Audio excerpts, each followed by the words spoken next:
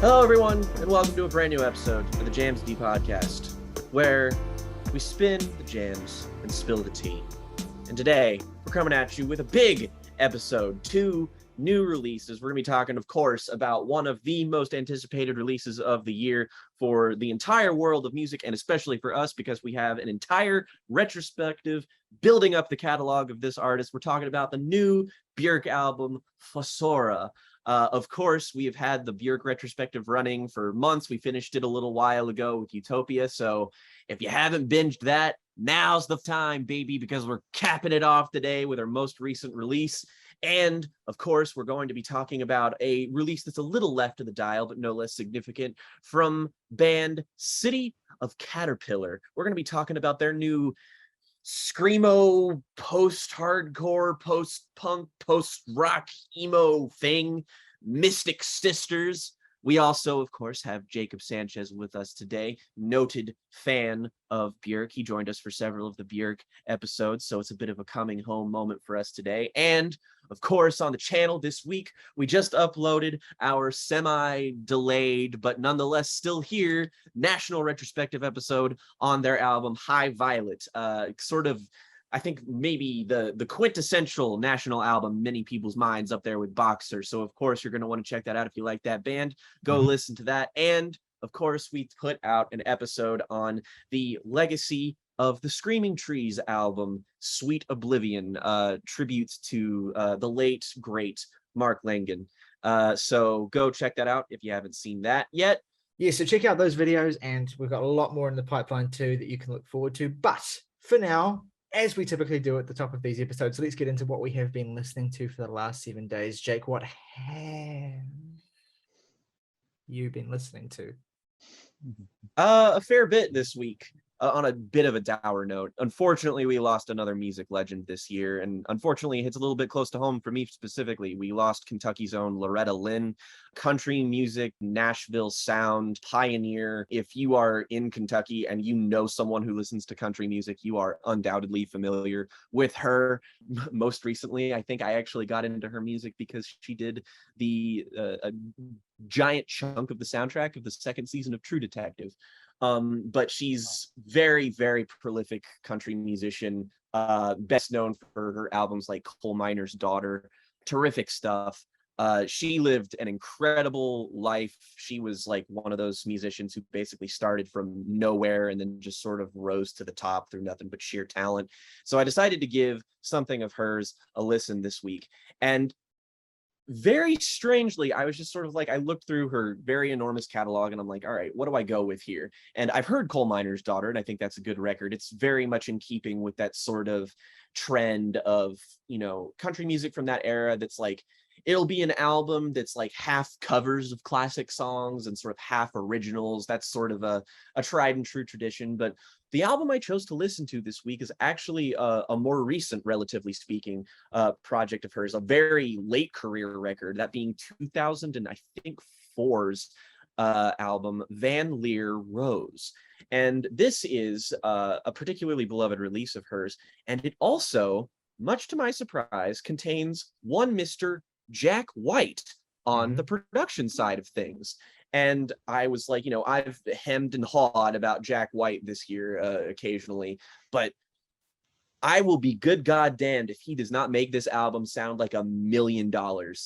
This was incredible. And I do want to attribute a lot of its success a bit to evenly to the two artists in question here. Jack White also performs on the record a couple of times too, but you feel the depth of the sound in the production work on this album. The guitars are crisp, they're warm, that bluesy sound that White has, always been kind of long obsessed with, all just fits this like a glove. But Loretta as a performer, I mean, she's certainly up there in the years, even back in 2004, and she performs without missing a step. Her vocal performances in general are just outstanding. A lot of this album is very autobiographical. A lot of it talks about her family. There's even like a really sort of semi-spoken word track in like the middle of the album that tells this really endearing story about when her family was poor and when her father like stole shoes for her so that she could wear, and then he like ran away from the police and like went missing for weeks. And it's written with like, and there's like a sharp kind of acidic quality to a lot of the lyrics here. Loretta was like a very, like, she was a spitfire back in her day. She got a lot of pushback for being a particularly progressive musician. She has an entire song that is an ode to birth control of all things. And the fucking, like, you know, the record label was like, no, we're not going to put this out because, you know, this goes against our values or whatever. But, and hell, it's a great song too. But she was a great talent, and I feel like this late career album is a sort of monument to the styles of music that she came up with, but it's also got this really great sort of progressive country edge to it. It like the way it sounded actually made me think of the most recent Jason Isbell album, Reunions, which we've covered on here, which we all noted for being a distinct kind of sonic step forward for Jason, in that it does have a distinctly more like ethereal and progressive sound to it. But this is a really tight record. It's a really great record. If you want to listen to a great, concise album from one of country music's best, one of Kentucky's own, absolutely check out Van Leer Rose. Got me in my feelings this week, even if it's not a particularly like emotionally poignant album, that retains its own level of poignancy in and of itself. So big recommendation from me. And following off a trend of last week, I am making it a point to plow through the entire Phil Elverum canon before the year is out, just because there have always been just sort of odds and ends that I haven't listened to in between Mount Eerie and the Microphones. And that now I of course consider Mount Eerie to be one of my favorite bands. So I'm just sort of checking everything off the list. I think I have like 5 more records that I need to listen to in order to sort of get everything together. And sort of as I was talking about last week in terms of like Phil and the projects that he has, I kind of feel like the Microphones is a bit more scattershot in that like half of those albums are like, you know, indie staples, like, you know, you have your Glow Part 2s and what have you.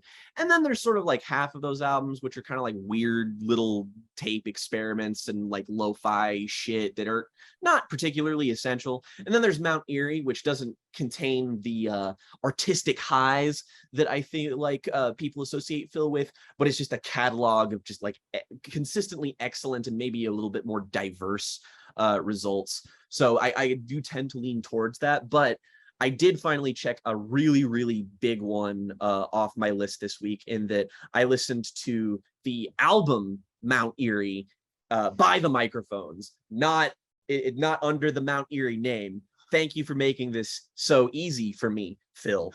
But this is another, like, this is the other project in sort of Phil's artistic canon that I think is considered like a huge totem. Like, this is up there with the Glow Part 2 for a lot of people as like one of his best. And I did revisit the Glow Part 2 as well, an album I've always had an affinity for, that I think contains a lot of the same qualities as something like Dawn that we talked about, and that it's sort of an even mix of these like really amazing fully formed songs and these kind of song fragments that Phil is really great at making like really compelling and stuff. And so I listened to Mount Eerie, and I mean, like, god damn, what the fuck was this man on when he made this record? This album is incredible. It's also fucking bananas. There's a part in this where like the drumming gets really tribal and Phil starts like rapping almost. Yes. It's not quite there, but it's not a million miles away. And it's very disarming. Like, there are only 5 songs on here, but the first one is like 17 minutes. And then all the other songs are a little bit, you know, they're more scant, but they're still like 6 minutes, 8 minutes, 4 minutes, stuff like that. And this is and they all have these big names. Like, the first one is called The Sun, and the second one's Solar System, and Universe, Mount Eerie, Universe again, because Phil Elverum. And so it's sort of the sort of root of him getting at these huge kind of concepts of the natural world and sort of reckoning with his place within them, and just being wildly ambitious. Like, I don't know if anybody has ever been as instrumentally ambitious as Phil Elverum has been with like lo-fi indie rock, because the heights that he manages to reach on this record are astounding. I mean, there are parts of this that sound like post rock, some of this is noise rock, there has those like tribal parts, there's the more traditionally worn kind of folk stuff, and it just ends up being an enrapturing experience. I'm nowhere near done with it because it is a really dense listen, but it also, like, by the time the final track on there ends, which is probably one of my favorite Phil Elverum songs at this point, you just feel like like everything around you has just been erased. You feel like you are like one with the universe, and just like everything feels washed away. And I love that feeling of clarity that it gives me. It perfectly set the stage for me to listen to the Glow Part 2. So that's a terrific album. But I think the standout for me with his work that I explored this week that I hadn't heard before is actually the Mount Eerie album, Wind's Poem. I knew you would love that record. I knew you'd be so super y'all fucking know good.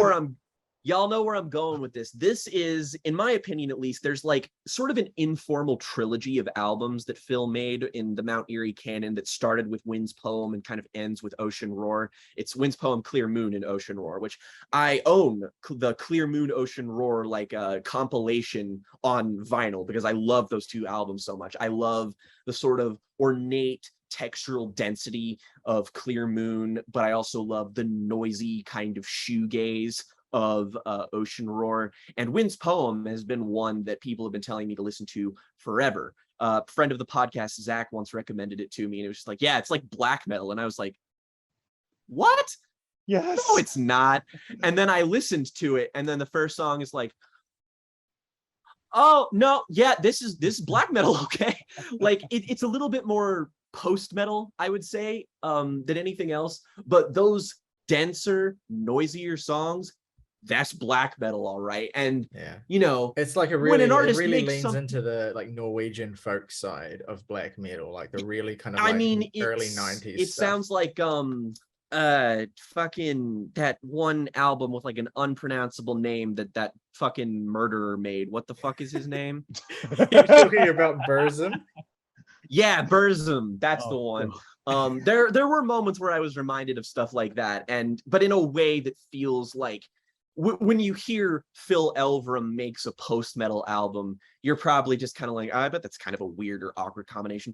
It really fits in like a glove, honestly. Like the whole album isn't even technically like that. Like it's about like half the track list is this denser, noisier stuff, but it's all made with a kind of tonality that actually, what it really reminded me of was my second favorite Panopticon album, The Scars of Man Through the Once Nameless Wilderness, where he blends the sort of almost like post-metal black gaze sound that he's pushed his normal sort of death metal, black metal stylings to, and like more traditional folk stuff, except here it's a little bit more balanced and interspersed and less divided into halves.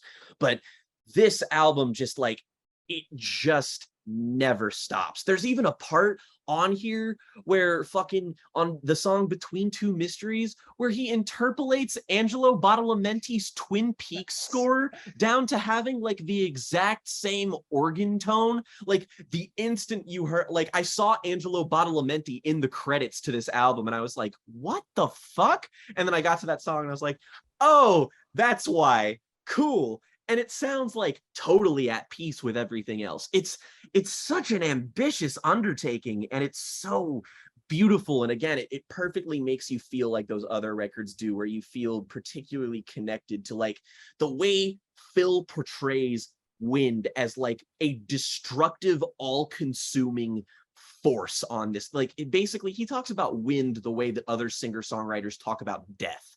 And it's so enrapturing from top to bottom. I keep being like, oh, there's no way that like, you know, Phil's not going to be able to top this. He's not going to be able to top that. He's not going to make albums that are as good as this.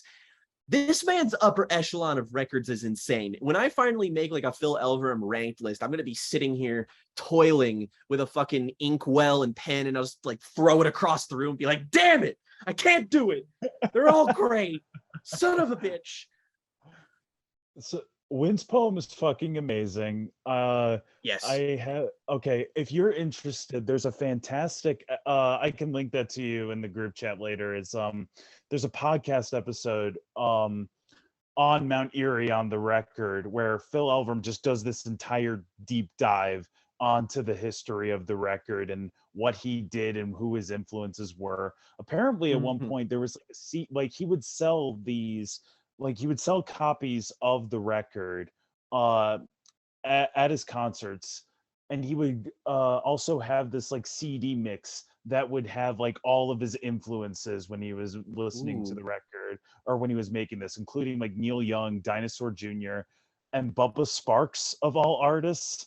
I think that's where the rap all part of those. comes. That's the most impressive thing. Like none of those are like you're just like that's what inspired. It's like no, that makes sense. No. Yeah, and also like check out the Wolves in the Throne Room remix of Lost Wisdom Part 2 off of Wynn's poem. It's actually really fucking fantastic. If I may talk about Wynn's poem, because like anytime somebody mentions Phil Elverum, that's my signal to just go off because he's one of my favorite songwriters.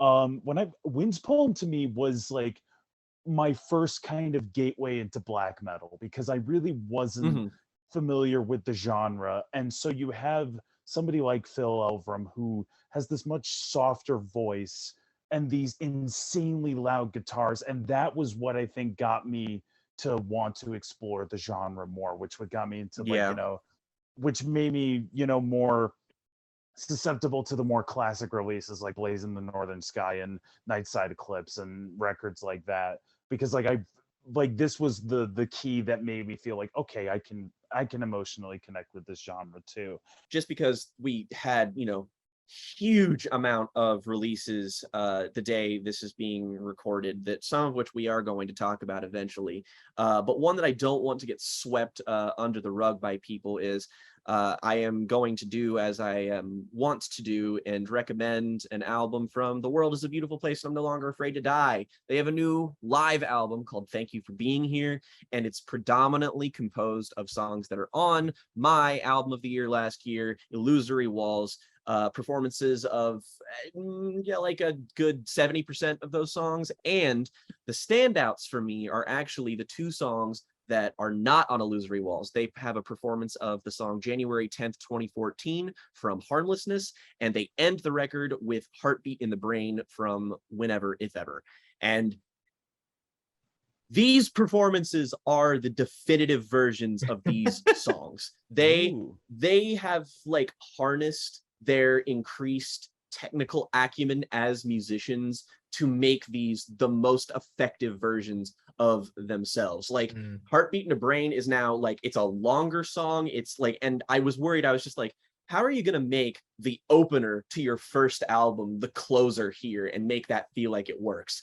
And by fucking golly, they sure do. But I think that January 10th, the performance of that is probably my favorite song on there, just because they managed to channel the kind of foreboding, weird, kind of ominous quality like the start of that song has, but then the performance has just become so fiery and intense, and it's just like it's not a million miles away from what the studio recordings sound like, but there is a sort of added benefit of the live like performance setting really suits this band, because you get to see like how much of their talent isn't just in the studio. Like as musicians, it's like these guys are just absolutely on one the whole time. Afraid to Die is also it's the opener of Illusory Walls. It's the opener here. You have to try hard to not make me love that song in any iteration of it, but they slow down the tempo of the first part of it and then they speed it up at the end, and I fucking love that shit so much, man. That is the key to unlocking like the inner sanctum of my dopamine glands. And I want another album from them, so go stream this and go buy it, because Yeah. I want more. Please don't let Illusory Walls be their last album. God damn it. Yeah, the only problem with this live record is that it's not an hour longer at least. Like, it's just fucking fantastic. Everything that's on. I listened to it last night and I got so emotional listening to it, especially with that finale of Heartbeat in the Brain as well, that I immediately, as soon as it was done, I immediately went back and put on Whenever If Ever, and just like for just like 35 minutes, I was just like air drumming, going nuts, head banging. That album is just so perfect. Completely fucking unbeknownst to me, I decided to go through the discography of Okkervil River last week, as I mentioned, and Will Sheff, the frontman of the band, released his debut solo album that I had no clue existed until last night when Ryley was like, hey, do you want to read this fucking thing that Ian Cohen wrote on him because of his new album? And I was like, you fucking what did you fucking just say to me? And yeah, so I did take a listen to that, which is aptly titled Nothing Special. And I don't say that as a pejorative. I say that in more that it's reflective of its humility as a record in and of itself. If you are an Okkervil River fan in any respect, you will be very at home here. I think the best thing this album has going for it, other than Chef's writing, which is very good as always, I feel like this is the best incarnation of like around the time of the stand-ins, he started really focusing on writing about the music industry and about music and art and just, you know, about being a musician, which is what I think maybe had a lot to do with Okkervil River maybe not finding their audience, because they just sort of like really focused their thematic machinations on something very, very specific. And very, very timely. And sometimes that writing didn't really pay off in like select songs. Like I'm pretty sure there's a song on one of those later career Okkervil River records that's just called like Industry. And it's like, okay, cool. But here he actually manages to hone in on like the creative process. Like there are lots of songs on here that are about his compulsion to make art even when he's not particularly like inspired, and like his difficulties making art in a world that's so rife with big problems and stuff like that. That's sort of what the intro track is about. But this is the most effective form of that. And I don't really think that there's a moment on the album where he kind of drops the ball or becomes like less compelling. The other great thing about the record is just sort of how it sounds. It's really, really warm. It's really, really dense instrumentally, like you would want from an Okkervil River record, but it also just sort of contains a bit more personable qualities that you would want in a solo effort. So if you're a fan of that, go check it out. I can't really promise that anyone who's not super invested in Will's trajectory as an artist would get along with it in the way I did. I found it particularly satisfying just because it feels like he's reckoning with a lot of things that troubled him over the years with those things. And it is a very simple record, but I get a lot of decent mileage out of it. And it's, you know, not every day where we get to shout out a very humble folk rock album that probably not a lot of people will listen to, but definitely worthwhile if you're a folk rock person in any respect. And I guess last on the list here, I will mention I checked out my second record from Japanese art pop J rock something musician Sheena Ringo. I listened to her other album Shoso Strip, an album that I think came before the one that I talked about, and I'll be good goddamned, this bitch can make some good music.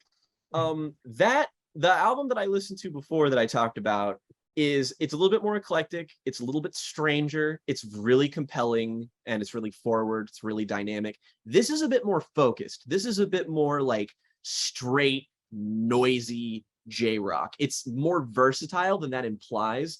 There's lots of like, you know, there are like stadium rock moments that are just like exactly what you want from this band of, you know, this theatrical kind of sound.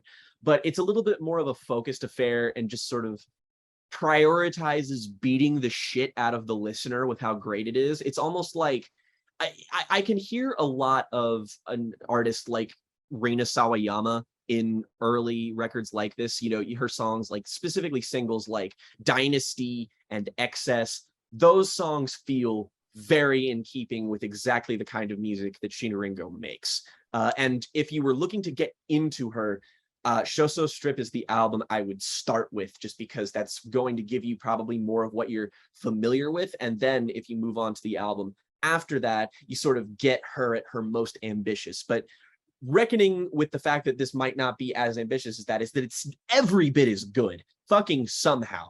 Both of these albums are just these monumentally fun, very, very dense, very, very cool records. And Sheena as a performer is just astounding. I don't know what fucking genie I would have to find to make me get to see an artist like her perform in person, but that shit would go so hard. I would die in that mosh pit, and I would die a happy man.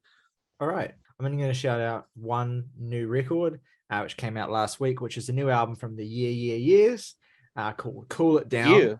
Yeah. Their first album in 9 years. So 9 years. So it's long awaited. And the thing about the Years is that they have a certain level of quality control that's really admirable for a band that's kind of come out of the scene where a lot of their contemporaries, bands like Interpol, The Strokes, the White Stripes, kind of just went on to make record after record after record and kind of just sort of iterated through a sound.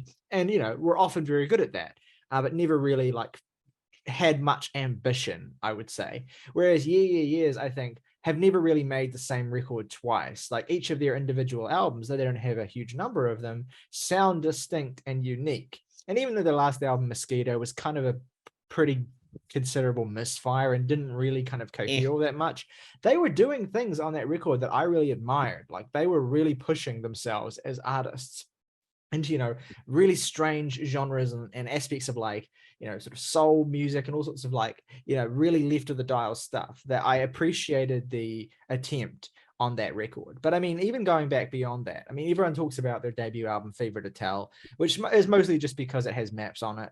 And it is a really good album. And that is one of the greatest indie rock songs ever recorded. But their other albums, I think, really, really deserve a shine too.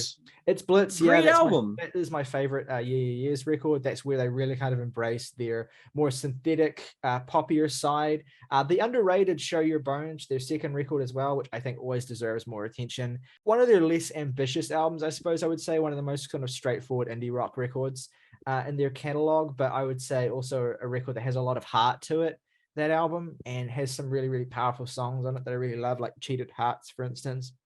I always come back to that record, and it's always one of those albums that's just better than you remember it being. But It's Blitz is kind of their crowning achievement so far. And the thing I kind of respect about Years is they kind of walk this strange line between having this sense of restlessness where they don't really want to make the same record twice, but also having what I would describe as fairly tempered ambitions for their albums now. So Cool It Down is, as the title might suggest, it's not a record that is going to blow you away. It's not particularly bombastic. It's not particularly, shocking in any sense of the word, but it is a really, really strong entry into the Years canon, and it has some great songs on it as well. I feel like that's sort of something that gets lost in the minutia these days, of that sometimes an album can just be good.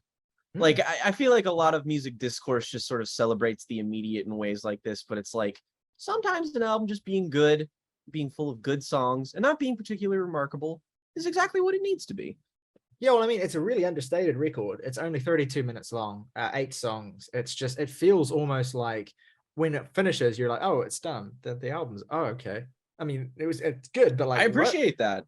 It does open with a pretty big and pretty great single, Spitting Off the Edge of the World, with Perfume Genius, yeah, exactly. It's going to go down the canon of great singles as well. But there are deep cuts on this album too. Songs like Wolf, songs like Fleas, which has this really sort of skronky, dirty guitar sound from Nick Zinner that I love. Burning as well, which I think is the other single off of this album, is an amazing song that I highly recommend. I mean, it's I recommend songs of this record, but it's just listen to the album. It's really short. It's another really solid record. I find it really amusing, the idea of Years kind of settling into this place of being an artist that only puts out an album every 7 to 9 years, and then when they do, it's 30 minutes of music. It's Here you go. Here's some music. Shut up. It's better than coming back with like some 70-minute album that people are going to forget about in 2 days. Yeah, I mean, I enjoyed the record. I think that it's definitely better than Mosquito. Which is low ceiling, at least, I guess. But it's a record that I listened to a few times this week, and each time I kind of felt it growing on me a little bit more as well. It's kind of like less of a reinvention, I suppose, and sort of a synthesis of sounds that they've done across multiple different records. Like it's kind of halfway between It's Blitz and Show Your Bones and Fever to Tell, I think. So yeah, good album, recommend it. It's not gonna leave a massive impact on you, but I think it is one of those records where while you're listening to it, it's really easy to appreciate how well constructed the songs are and how professional the albums. And that's the most boring sell I could possibly give an album, but it is just a really good listen. Yeah, and that's the only new record I want to shout out. I did listen to some other new records as well. Ka, the rapper, put out 2 new albums last week as well, which I thought were fine. I've never been the hugest Ka fan, but I appreciate that he has a massive attention to craft and detail, and he's a very, very talented writer, especially. I do feel a little bit as though the music itself doesn't really keep up with how affecting and intense the writing can be. But those 2 records they're kind of one double album that's sort of been released as 2 records separately for whatever reason. They're both like 26 minutes each. They're very short, and together they're only like less than an hour of listening. So I do recommend checking it out if you just want to see where Ka is at. And the writing is very, very good, but I did feel a little bit underwhelmed by them. And I also checked out an album from a band, yet another sort of, I have to check the creator here to make sure that I get this right. Another British post-punk, art punk band. There's just so fucking many of them, and they're coming out of every fucking hole in the ground now, and every one of them has an album. And the latest one to hit the internet is a band called Courting from Liverpool, and they to their credit do have their own spin on this new thing. Again, this super hyper modern postmodern sort of like really, it's aggressively electronic post-punk as well. Like it's a lot of clashing noise, and it's a lot of like detuned vocals, and it's a big mess of an album. It didn't really do it for me, unfortunately. I will say I like the album is called Guitar Music, which is kind of a bit of a joke, I think. Of course it is.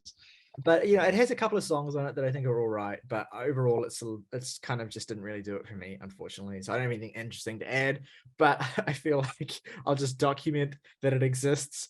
And the last thing I'll talk about is one of the best things I've heard all year, and it's an EP that I caught up on for the purposes of the very next segment we're going to go into, and it's an EP from the band City of Caterpillar, screamo post-hardcore band. And and I'll get into it, I'll get into the band a little bit more when we do actually talk about the record. But the idea with that band is like they put out a sort of seminal screamo release in 2003, their self-titled record, a record that I like, but I don't quite fully buy into the hype. But then they kind of disappeared off the map a little bit. But then they came back in 2017 with this EP. It's called Driving Spain Up a Wall. It's 2 songs. They're both and it's about, the first song is about 10 minutes and the second song is about 6. And hell yeah, I'm just going to be straight with you both. The first song on first time that's happened. Yeah, well, hey, the first song on this, the A-side track, Driving Spain, one of the greatest punk songs of all time. Like it reminded me of hearing like Drive Like Jehu for the first time, like putting on Yank Crime. It's that sort of like scrawly, loud, abrasive post-hardcore sound. But the build on this track is fucking gargantuan. It's like a fucking sea monster. It's insane. It's intense. It's crazy.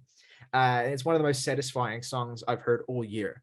And the other track is great as well. But it's like the first song was like so immense and immaculate that it kind of just completely overpowers everything in a 50-mile radius of it.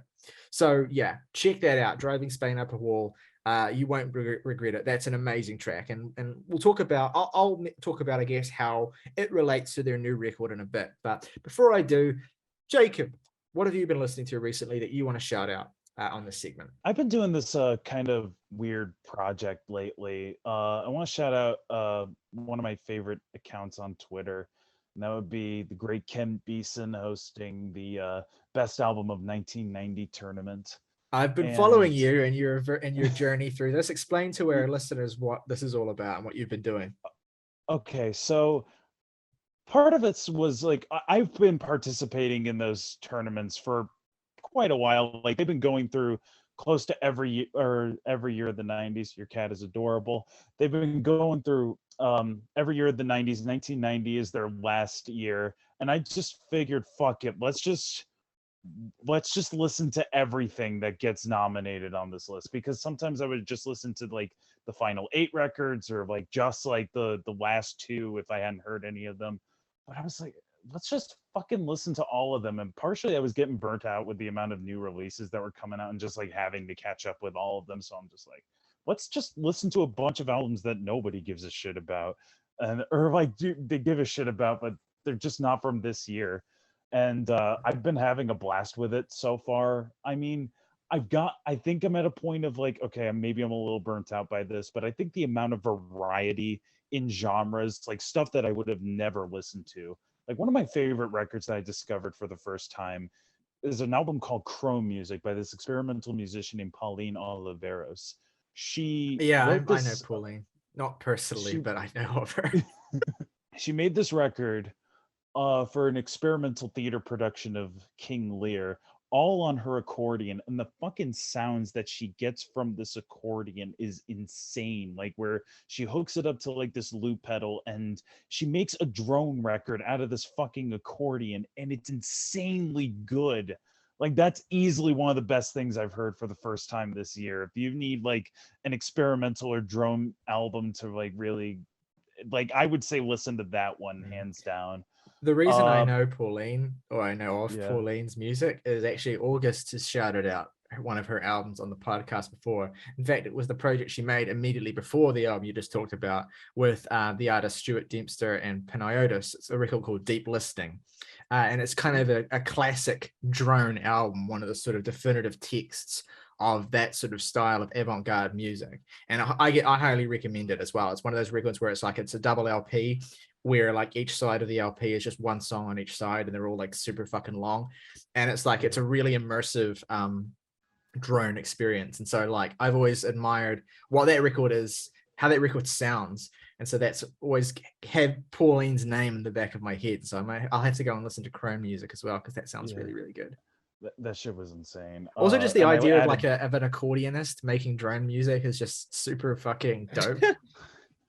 Realize most of my favorite band is They Might Be Giants, and they're like prominent use of the accordion. So I'm just like, okay, most of my favorite artists now are accordion players, and I had a huge Weird Al phase in high school. So this is a pro accordion account. I don't know. It's a pro accordion podcast. Let's be clear. Yes. Yes. We like Tom Waits here. There's no accordion slander.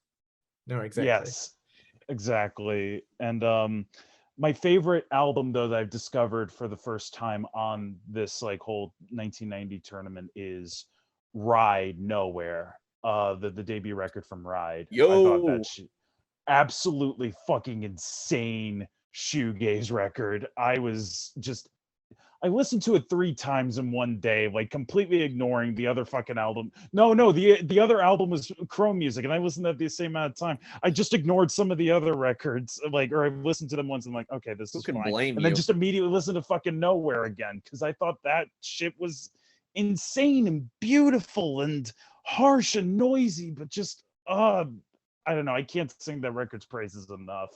That's also one of the best albums I've listened to for the first time this year. I want to eventually listen to Going Blank again, but I'll shout out the worst one as a bit of a fun one, or the 2 worst ones from 2 canonical artists. They ended up making so far the worst ones I heard, and that would be Mr. Bob Dylan with Under the Red Sky.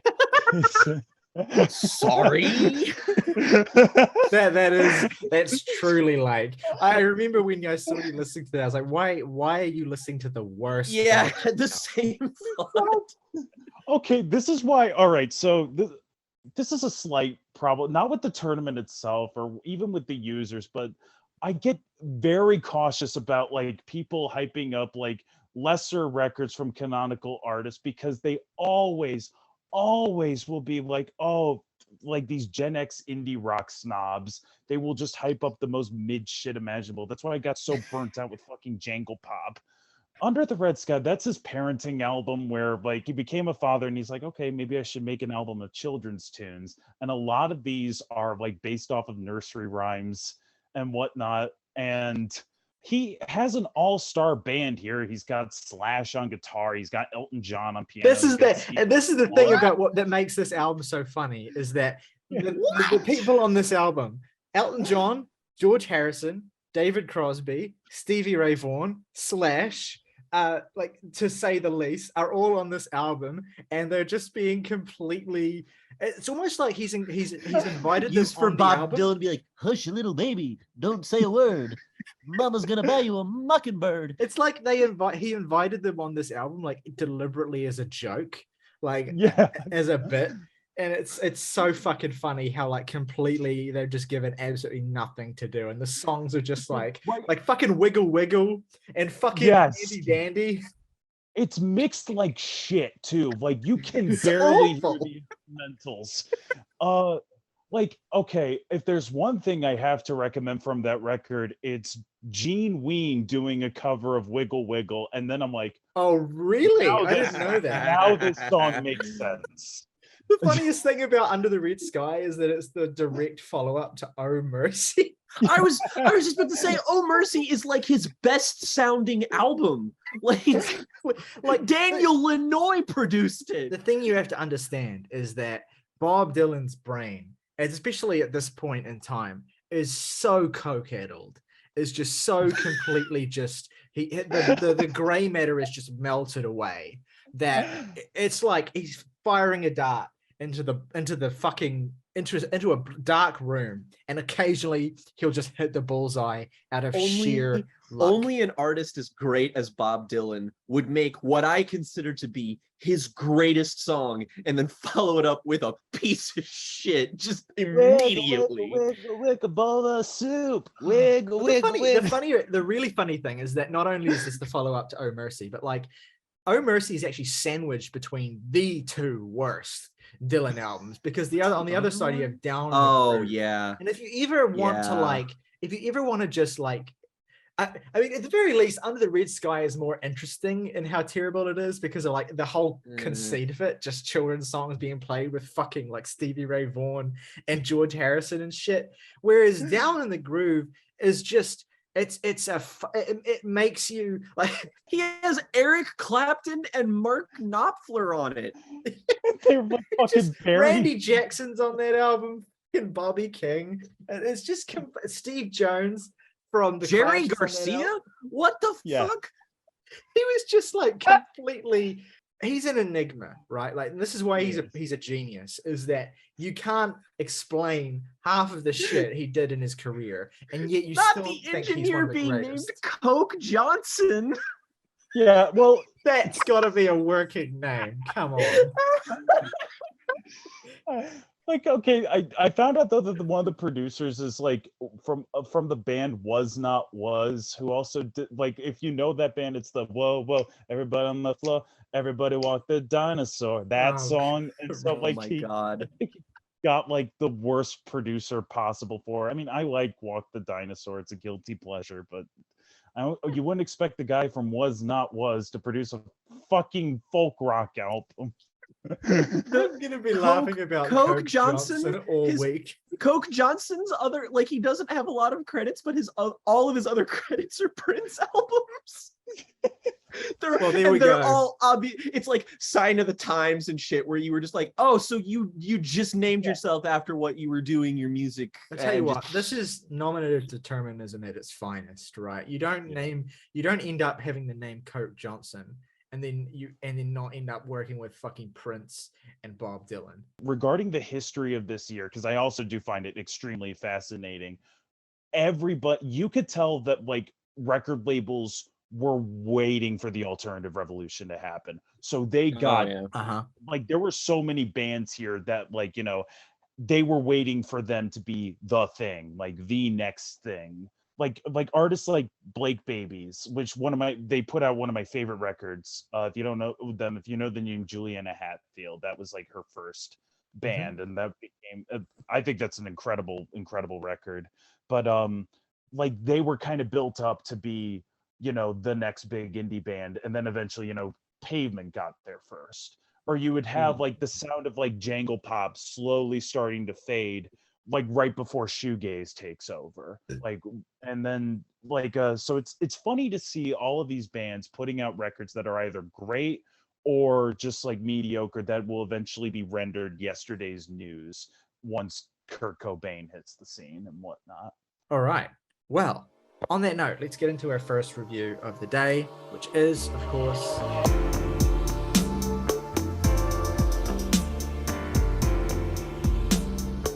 the new album from City of Caterpillar, Mystic Sisters. Now, as I kind of mentioned, if you were listening earlier when I was talking about City of Caterpillar's musical history, they put out a debut record that's kind of a beloved cult classic screamo record in 2003, their self-titled album, basically disappeared off the map and released that fantastic EP that I talked about, Driving Spain Up a Wall, in 2017. And now we've finally got the official follow-up to their self-titled album, Mystic Sisters.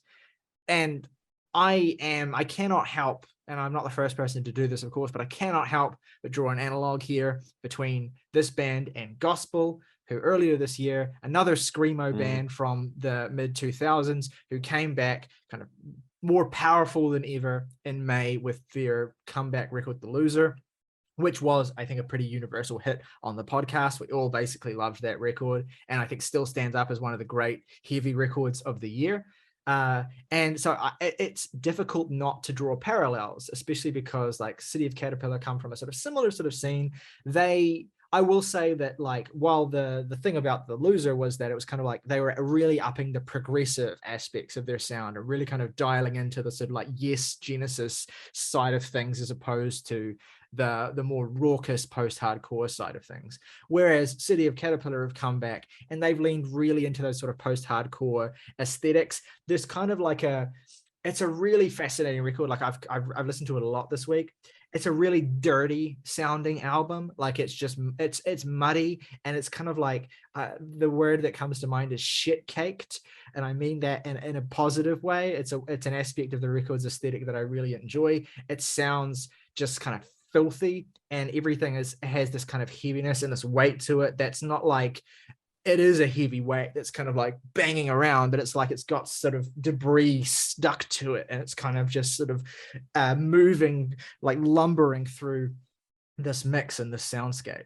And I think it's a fascinating record, like for a comeback record as well. It has this like this restlessness to it. Like it's like there's moments on this record that frequently sort of surprised me. Like even the general sound of this record as well, I think is fairly surprising. If you're just coming off of the back of their debut album, it's a little bit more, there's a little bit more of a post-punk side of things. The songs go on for a little bit longer as well. It's not progressive per se, but there's just little bit sort of genre dalliances that really, I think, are new for a City of Caterpillar. And it makes it a fascinating record, I think. I'm curious what you two think. Okay, so I feel like, especially like, because I'm in a music group chat with all of y'all, and y'all are huge emo heads. I love emo, but I'm not like as super like nails deep into the genre. Y'all will like recommend a band that hasn't been active in 20 years called like Minnesota Garbage Plate or something like that, and then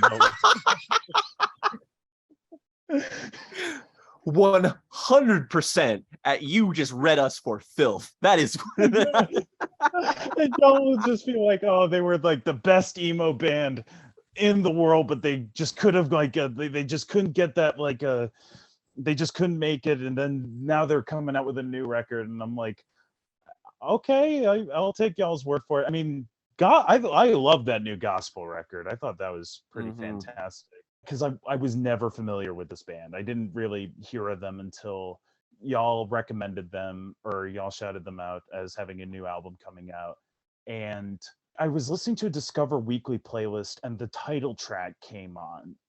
Like this was when it was just the single that was out, and I was flabbergasted by it. I was like the guitar tones, because one of my favorite bands is Godspeed You Black Emperor, and once I heard those guitar tones, it's like a Godspeed track I haven't heard. No, who is oh, City of Caterpillar. And then the fucking buildup of those first 4 minutes is heavenly.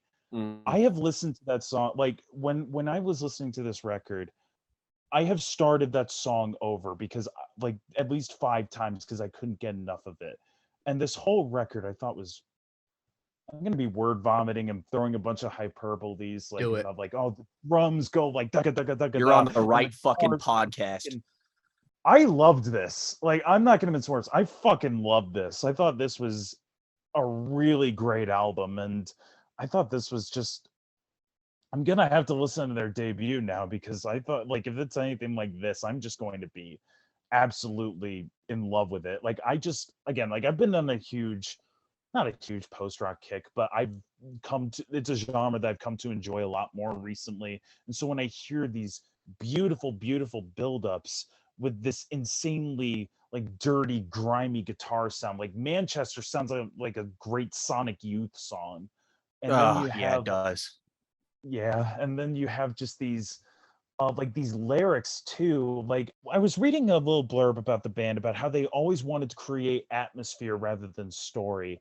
And when I hear these lyrics and when I hear these very poetic lyrics alongside these guitar tones that sound like, you know, you're walking into a cemetery or something for the first time, and like the sky is just foggy. I'm like, I keep hearing the fact that like this is an album about witches or somebody who's getting possessed, or like just these sort of supernatural elements just kind of like crawling into the narrator's life, and he has no idea how to escape from it all.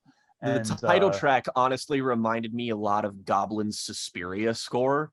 Like the way that the vocals are used in that is exactly what I thought of. That's a great comparison. In fact, like the title Mystic Sisters, I kept thinking of like the witches in Macbeth or something like that. Yeah. These like dirty, grimy cauldrons, and then just like popping out of nowhere, ready to just fuck your life up. And I was just, I don't know, like I just really, really love this. And yeah, it's like it listening to it, like, and again, I've listened to it a lot this week, just trying to get my head around like how best to describe the like varied aesthetics of this album. It is like fairly straightforwardly a post-hardcore record, but it's sort of like, you know, it bridges that sort of screamo aesthetic, which in large part here I think comes more from the vocals, which are very sort of like dry, very sort of like growly, very sort of raspy as well. And it's sort of like, it's like Touche Amore trying to make a fucking Drones album or a fucking Proto Martyr record. Like it brings the aesthetics of screamo into this like really dirty post-punk realm that I really, really enjoy.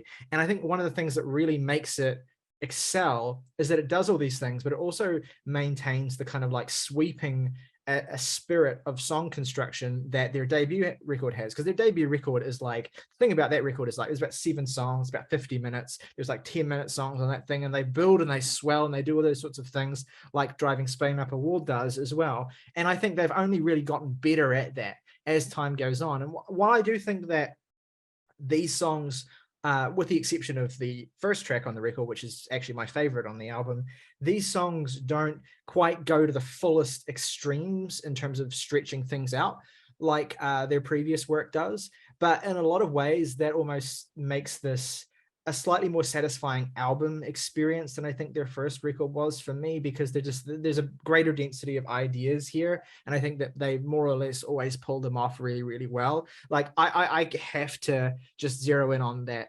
Like, to me, like the two big tent poles of this album are the title track and the opening track. And that opening track for me, it's like the first sort of 3 minutes of it is like a fairly standard, heavy, intense sort of hardcore song with that like just really kind of grimy and sort of ugly refrain. You've been abused and you've been used.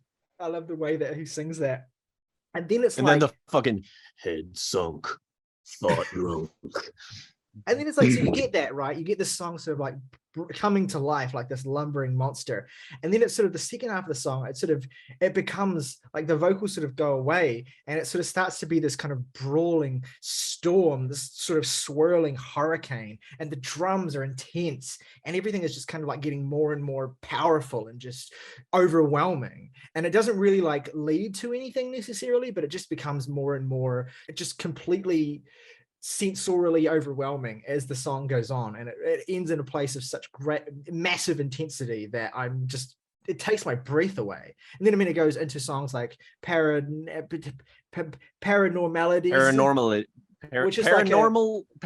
ladies. Paranormal ladies. Oh, that's it. That's what it's supposed to be said like. And this is kind of like more like a straightforward like preoccupations style sort of post-punk song.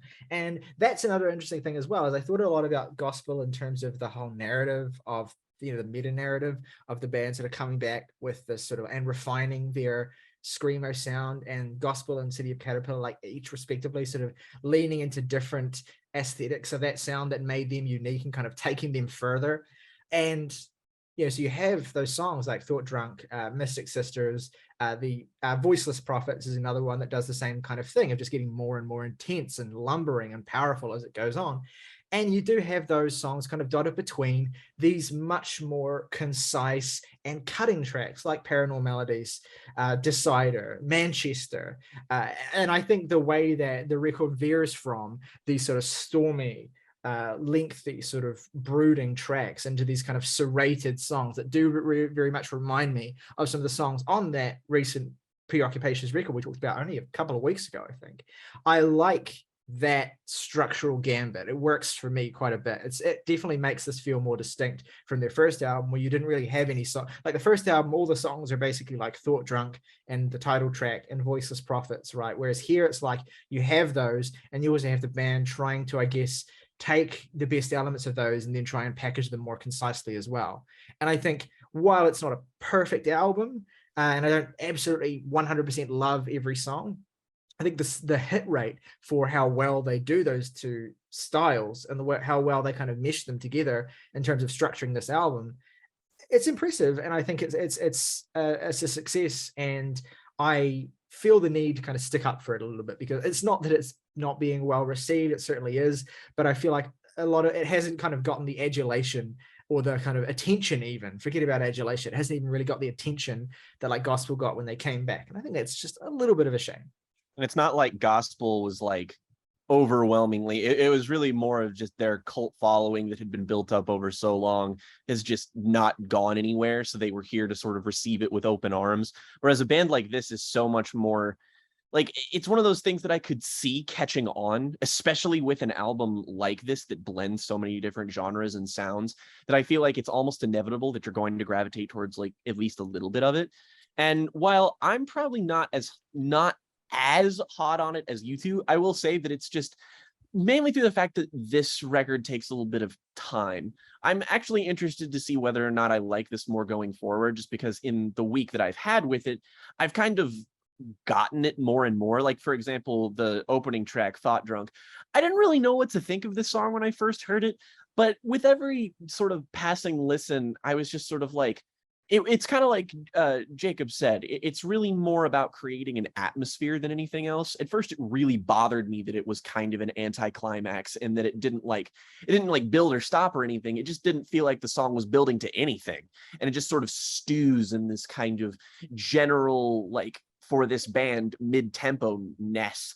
But like that made me appreciate on re-listen the sort of depth of the sound here, how big and ugly the guitars are, and how wildly, like, deeply, this is a very poetically written album, but it's not like coherently written, so that it very much evokes a feeling or an image or just like a certain sort of disgusting kind of, like, this is a band that talks about things that, like, thematically, like, you hear this ugly fucking industrial ass sound and you're just like, yeah, this band isn't going to talk about sunshine and butterflies, but like it matches it in a really synergistic way, and I really appreciate that, especially on stuff like Mystic Sisters, which is my favorite song on here. It's the one where I feel like the atmosphere of the record is leaned into the most, and it gets so much mileage out of that sort of point. And even still, there are songs on here that like hit a little bit more directly that I think are fucking awesome too. Again, the aforementioned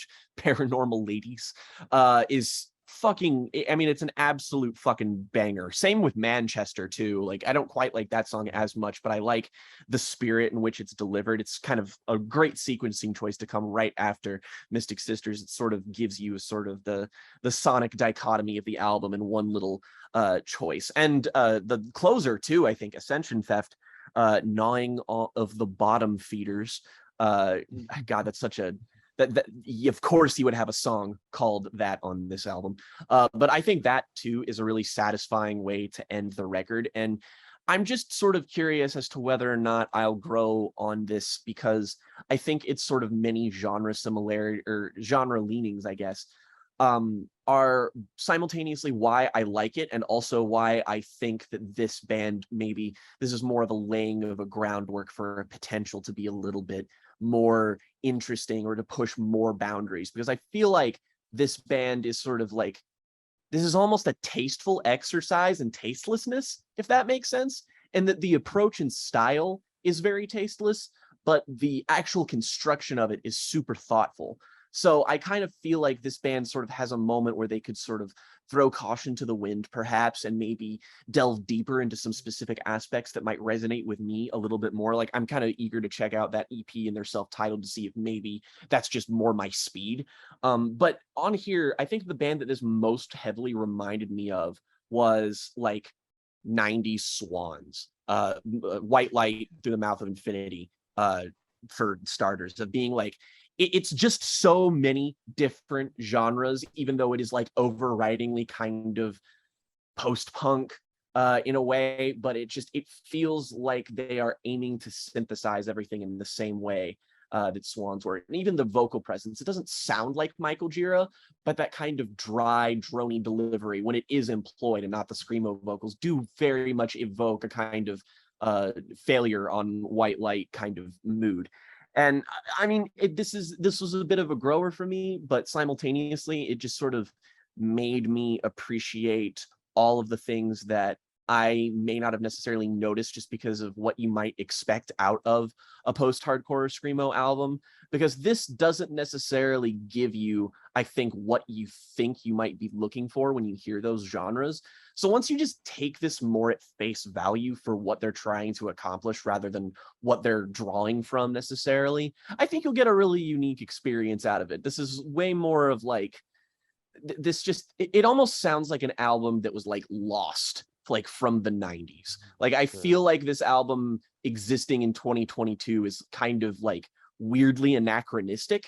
The production, everything, it sounds like fucking Steve Albini in utero ass fucking shit, and it's all rough and it's all noisy and it's disgusting, but at the same time it's kind of like comforting in that sort of atmosphere. I feel weirdly at home in here. Maybe I'm just cracked, but I don't know. I enjoy the loathsome term, but it's a good vibe.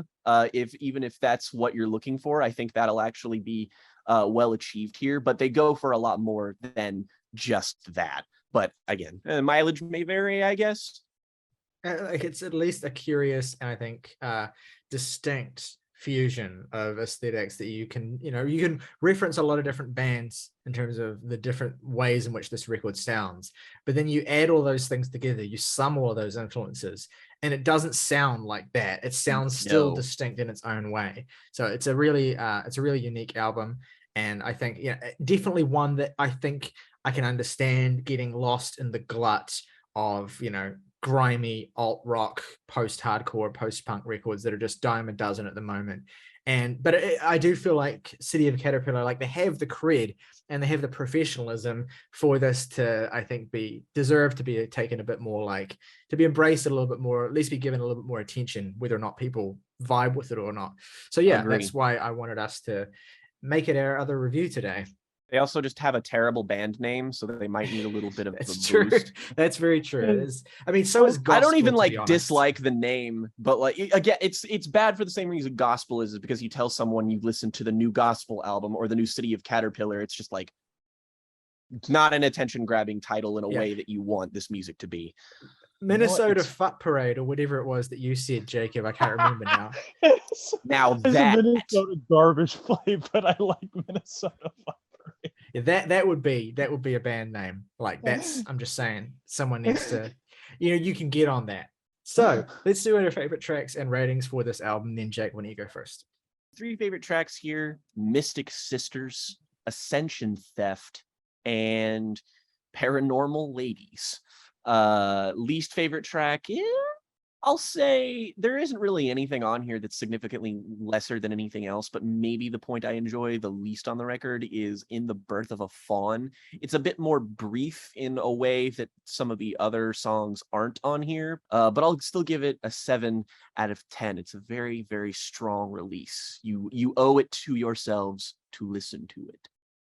Yeah, my 3 favorites are Thought Drunk, Mystic Sisters, and Ascension Theft, which I didn't really mention much myself, but just got to shout out the fact that every time I listen to this, but especially the first time I listened to it, of all of the things I could have predicted, not one of them would have been like a World is a Beautiful Place style emo core, like sing along, wordless vocal outro. Let this song just has it out of nowhere, and it's just the coolest thing ever. So yeah, big shout out to that. My least favorite track is it's probably Paranormal Ladies, but again, I agree with Jake that I don't think there's anything that's really like a noticeable step down from anything else. It's just a really don't hurt those ladies' feelings. It's really consistent, really fun. They're paranormal. They have it bad enough. And I'm going to give it an 8 out of 10. Jacob, your turn. My favorite track is Mystic Sisters, which honestly is one of my favorite songs of the year.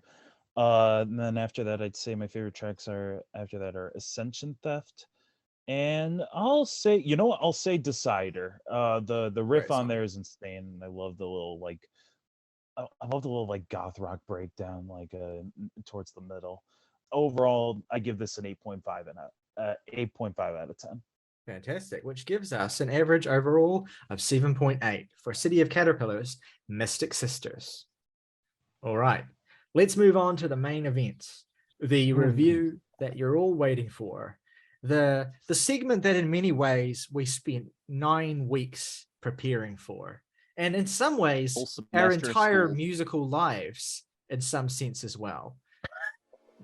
And I'm not being over the top at all here. That being, of course,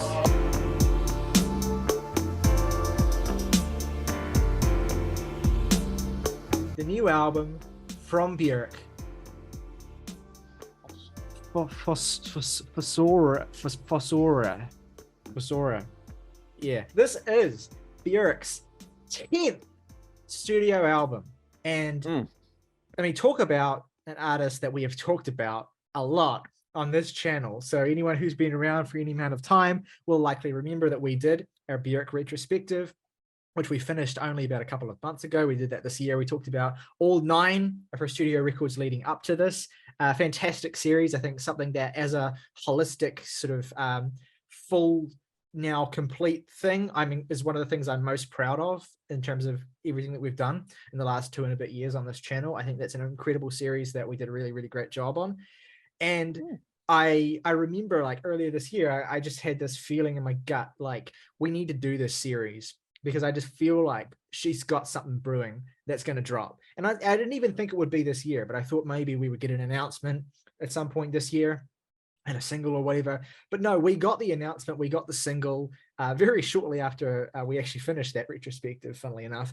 And I like to believe we willed it into existence. I like to believe so too. Thank us. And here we are with the album itself, Fossora in all of its glory. And I mean, this may be the most outrageous record that Björk has ever made. I'm just going to say that off the front of the bat. This may be the most difficult to describe. It may be the most radical in some senses as well. I am very cautious not to step over into hyperbole. and also not only just because I don't want to cheapen the album, but also because I don't even really know exactly how I feel about it. And I don't know if I will for a long time. All I know is how much I value it as a listening experience and how much I got out of it as a listening experience, as an aesthetic fucking sensory journey that I have just willed into myself this week. You know, one of the things I did this week, and I guess it wasn't like that much of a switch, because I still ended up being fairly active in our group chat, is I like made a decision early in the week to just delete the Twitter app and just sort of like try and minimize my time on social media for the week. And so like that left me with a kind of fiending itch in certain points at certain times. And so every time I wanted to do something like go on Twitter or just like go on the internet and sort of just do something that I knew would give me a short-term thrill, but ultimately make me feel like shit. Instead, I put on the Björk album and I just let those fucking just bone-crushing, knocking drums in Atopos just completely beat sense back into me. And so this record has kind of been my methadone this week as I've kind of tried to detox from the internet for a bit. And so I have become weirdly reliant on this album for like dopamine in a strange sense. And it's for a Björk record, like Björk has kind of been moving in this direction with some of her later records, where her compositional style is a little bit like is less friendly than it's ever been. She like deliberately composes string arrangements and electronic arrangements that are quarterly strange, that meander, and that often don't really like adhere to any conventional sense of build and resolution. There's a lot of these songs are like they're permanently in this state of kind of like swirling stasis, and a lot of the elements of these songs are kind of like willfully clashing with each other in ways that, you know, if I were to try and put on like distance myself from my relationship with Björk's music and examine this purely academically, I would say a lot of this just doesn't work fundamentally on a musical level. It's just a bit like it just doesn't adhere to very many of the constraints or of the things that our brains are wired to look for and appreciate in music. And I'm trying, again, not to sound super pretentious about this or anything, because I'm not saying that this is an inherently positive thing, but it feels like more than ever, Björk, whether intentionally or not, I don't know that this is what was one of her goals with this album. It just may have been a byproduct of the kind of images and ideas and sensations and feelings that she was kind of putting into this. But ultimately, I think what the result of it is one of her most confrontational and one of her most just sonically miasmic albums. Like, this is just a record that's very difficult to pin down. There's nothing that you can really compare it to. Certainly not outside of Björk's own previous work, and even comparing it to her previous work feels inadequate. So I'm curious, it's a difficult challenge for all of us, I think, to kind of try and describe this record, but I'm curious what your guys' experiences were with this, expectations, if you listened to the singles or not before going into it, and then what your experience was like trying to kind of get your fucking head around what Miss Gudjon's Matadottir is doing with this particular installment in her vast catalog. I think the most emblematic thing I can say about it, which is not inherently positive or negative, is that I can't say what she was doing on here. I mean, like, for as much respect as I even have for Björk, I'm not even sure if she fully knows, and I think that's kind of the album's prerogative. I had a very similar experience with Ryley in terms of this record. When the single dropped, Atopos, I listened to it and I was just like, my brain absorbed it as just like, this sure is a weird sounding Björk song, all right. And then I just was like, I'm just gonna wait for the album, just because I can't digest this right now. Just gonna wait. And then I heard it for the first time again, and I was just like, what is this? Like, there's the reeds on here that like punctuate the drums with this weird stilted groove, and the drums that are like, they're both really electronic but really tactile sounding. And you just sort of like, when I first heard it, I was just like, these instrumental ideas they don't go together, but they create this very distinct rhythm to the point where on my third listen of this album, I was just throwing ass to this song. It is such a rhythmically fascinating song that you're just like, and like I'm going along with her fucking bizarre vocal lines and melodies where she's talking about the sort of like, it's almost like she's doubling down on the things that she's been talking about recently in her sort of recent records. She's like Atopos is a song about not being able or having trouble connecting with someone, which I think is very emblematic of where Björk is and has been. Sort of like there's kind of a pandemic-y sort of overriding theme, I think, on this record that has to do with like self-isolation and a lack of an ability to communicate with people, but also relying on the things around you that keep you stable, namely Björk's children. This is an album where, like, we talked about Björk's sort of proclivities to talk about herself, and she's like mentioned like motherhood in other records before, but I don't feel like she's attacked that as like a concept for anything that was beyond like mentioning that fact in certain songs. Like even Utopia was an album that was like, that's still mostly about her. That's about her in the fallout of her relationship and trying to connect with somebody else. And it sort of serves as this sort of sonic like meeting point for tons of eras of her sound. And I remember Ryley and I were talking about that album. We were just like, where does Björk even go from here?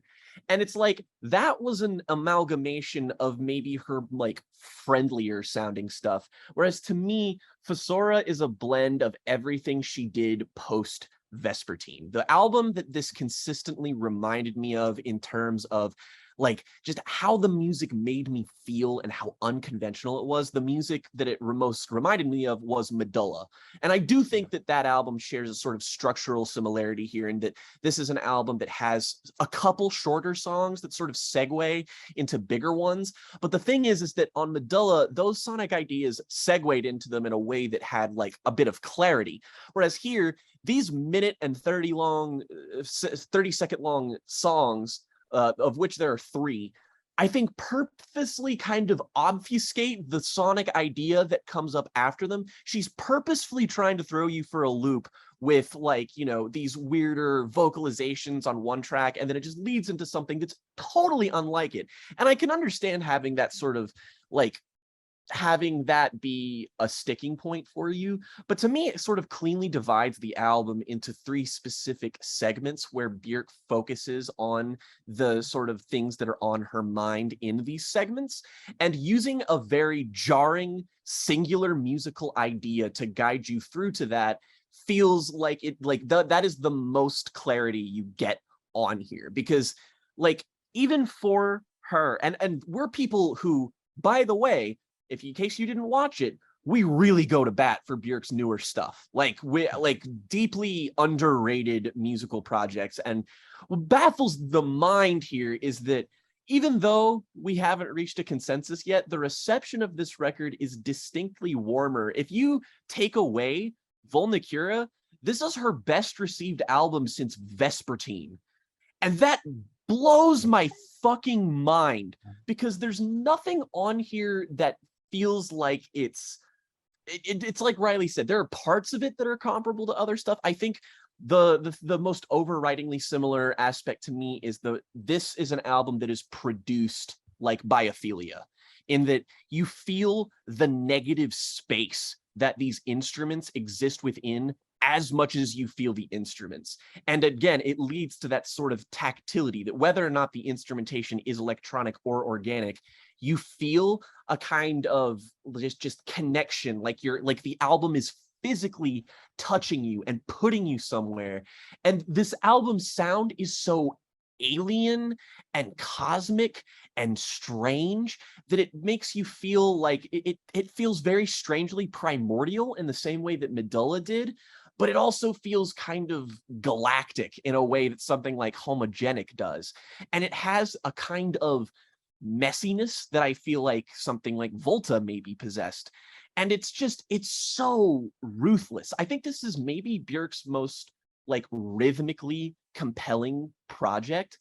And that means that whenever she comes through with a melodic idea, like on songs like, I think the absolute show-stopping tracks on here like Her Mother's House, Fossora, Allow, Victimhood, the incomparable Ancestress. It just allows you to, once you get a clear melodic idea or an idea that just feels more in keeping with Björk, it fully sinks into you and just sort of gels with you in a way that the rest of the album's tighter, more interlocking, elliptical ideas don't. And it is easily her most challenging release. That said, listening to this album over and over again, I was waiting for the moment where I was like, yeah, maybe some of the things don't work. It just kept getting better for me. I think that this is certainly something that you have to be willing to put the time into. But to me, this is the most immediately rewarding thing that she's ever put out, because I'm discovering new things about these incredibly fucking dense songs and the flow of this, and it's very interrogative of the listener, and it's very strange and it's very weird. But in that sense, I haven't heard anything else like it ever.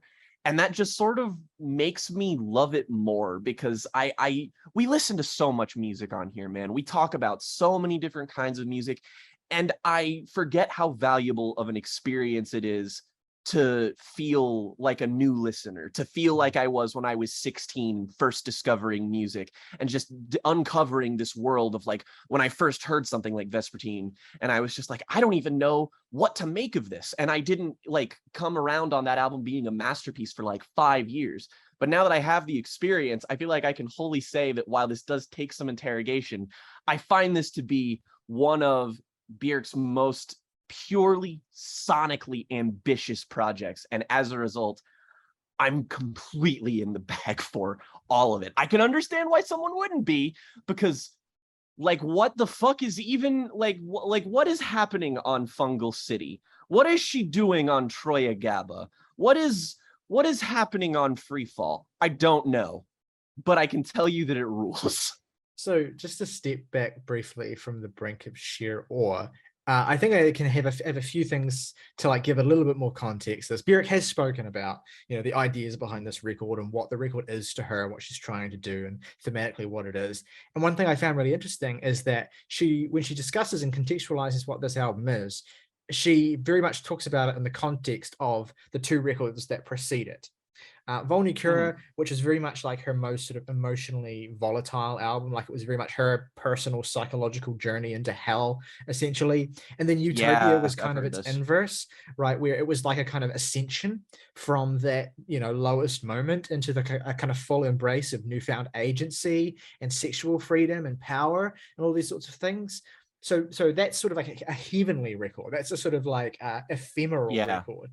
And this is Björk's own description, right? And she describes Fossora as kind of like a returning to earth sort of album, where it's like, so the big theme and the kind of recurring motif of this album is mushrooms, fungus, like things that grow in the soil, essentially. And Björk is very much kind of embodying and conceptualizing herself in that context here, in terms of returning to the soil and kind of being one with like all of the natural world around her, essentially. And that idea of nature and that idea of connection in a botanical sense is kind of an analog to the other big theme of this record, or the big kind of human theme of this record, which Jakob already alluded to, which is motherhood. Motherhood, like the relationship between mothers and daughters specifically, right?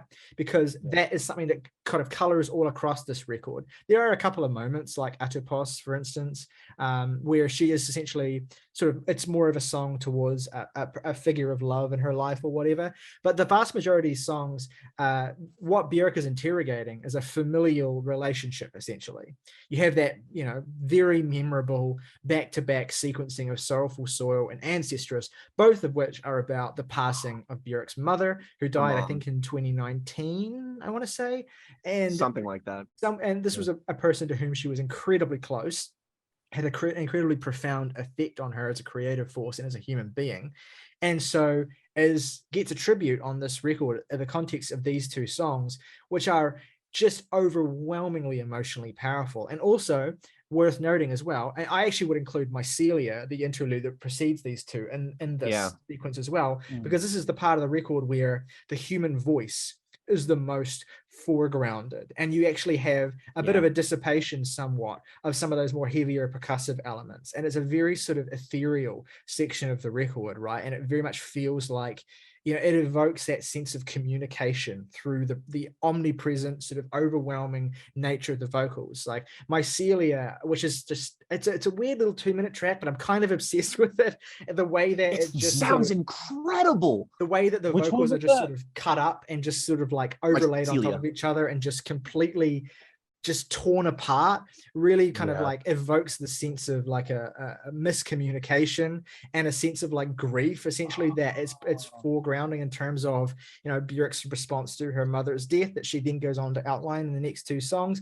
Sorrowful Soil being like almost entirely this a cappella sort of thing where the vocals are really foregrounded, and you have this spectacular arrangement as well. The way that the places that these vocals go melodically, it's just an absolute journey of a track. And then Ancestress is comparatively, it's like an epic, essentially, where Björk is, it's like a Black Lake almost, where it's like, where that song is like detailing the death of like a relationship that came to define, you know, Björk's adult life. This is the song in which the death of Björk's mother is detailed, and it's done so incredibly emotionally powerful ways. Like, I mean, the lyrics of the song are so overwhelmingly intense that they're difficult to even read. And also, I just want to say as well, lyrically, I think that Björk's writing here, though it's never slipped in any sense, there's like a particular sharpness to her poetry and to her visuals, that in the way that she writes here, that really took my breath away across this album on multiple occasions. Carryover from Utopia that I very much appreciated, that connected with me in exactly the same way that album did.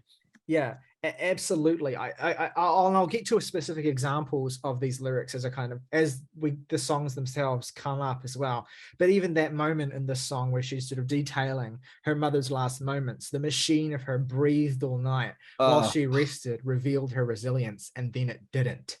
Like, that's such a brutal moment as well. But there's also like, I love the way that, you know, in between these moments of reflecting on her mother's death as well, it's always bringing her back to this idea of herself as a mother and her own, you know, how it's almost as though she had been a mother for a very long time, her mother's passing kind of like fully solidified this transition for her into the state of maternity being this kind of primary aspect of her identity at this stage of her life. You see with your own eyes, but hear with your mother's. There's fear of being absorbed by the other. Those are the very next lyrics after she describes her mother dying. And it's a stunning, like, a moment of addressing the sort of psychological transference and the shift in internal psychological state that happens within Björk the moment her mother dies.